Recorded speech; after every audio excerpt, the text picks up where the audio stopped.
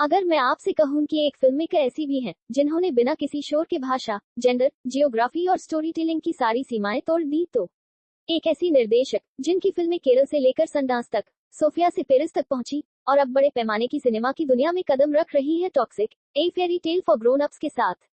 आज हम बात करने वाले हैं एक बेखौफ फिल्म मेकर की, गीतू मोहनदास।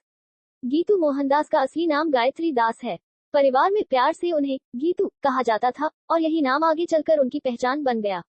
दिलचस्प बात यह है कि गीतू मोहनदास नाम पहली बार तब सामने आया जब उन्होंने 1986 में मोहनलाल के साथ फिल्म ओन्नू मुथल पूज्यम वरे में अभिनय किया। लेकिन अभिनय उनके सफर की बस शुरुआत थी।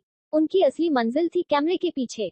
निर्देशन की दुनिया में उनका कदम पड़ा 2009 में मलयालम शॉर्ट फिल्म केलकुनिंडो के साथ। ये सिर्फ एक शॉर्ट फिल्म नहीं थी, बल्कि एक मजबूत सामाजिक राजनीतिक बयान थी। इस फिल्म ने भारतीय अंतर्राष्ट्रीय फिल्म महोत्सव का सर्वश्रेष्ठ फिल्म हेतु स्वर्णदीप वृक्ष पुरस्कार जीता, साथ ही मुंबई अंतर्राष्ट्रीय फिल्म महोत्सव में जूरी पुरस्कार भी हासिल किया।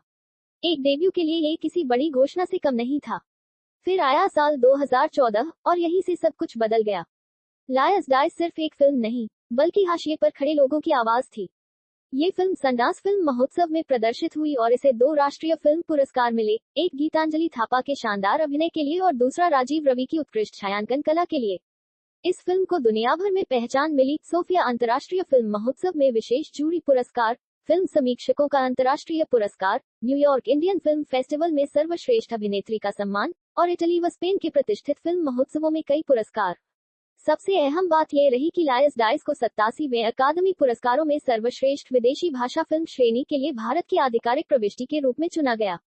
यहीं से गीतू मोहनदास का नाम विश्व सिनेमा के नक्शे पर दर्ज हो गया। कुछ समय के अंतराल के बाद उन्होंने एक ऐसी फिल्म बनाई जिसने पहचान और संवेदनाओं की परिभाषा ही बदल दी। 2019 में आई मूथोन एक मलयालम हिंदी द्विभाषी फिल्म, लेकिन इसकी आत्मा पूरी तरह से वैश्विक थी।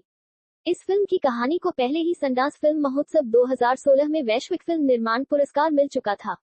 रिलीज के बाद मूथोन ने दुनिया भर के फिल्म समारोहों में धूम मचा दी। पेरिस के प्रतिष्ठित दक्षिण एशियाई फिल्म महोत्सव में सर्वश्रेष्ठ फिल्म और जूरी पुरस्कार, न्यूयॉर्क इंडियन फिल्म फेस्टिवल में सर्वश्रेष्ठ फिल्म, सर्वश्रेष्ठ अभिनेता, सर्वश्रेष्ठ बाल कलाकार और सर्वश्रेष्ठ पटकथा जैसे सम्मान। ये फिल्म इंडो जर्मन फिल्म सप्ताह में दर्शक पसंद पुरस्कार जीतने के साथ साथ गोथेनबर्ग फिल्म महोत्सव, Los Angeles Indian film festival, London और बर्मिंघम इंडियन फिल्म फेस्टिवल तथा केरल अंतर्राष्ट्रीय फिल्म महोत्सव में प्रदर्शित की गई। ये साबित हो गया कि सच्ची भावनाओं की कोई भाषा नहीं होती। साल 2020 में ही मूथोन ने सर्वश्रेष्ठ फिल्म, सर्वश्रेष्ठ निर्देशक, सर्वश्रेष्ठ अभिनेता, सर्वश्रेष्ठ सहायक अभिनेता और सर्वश्रेष्ठ बाल कलाकार जैसे कई बड़े सम्मान अपने नाम किए।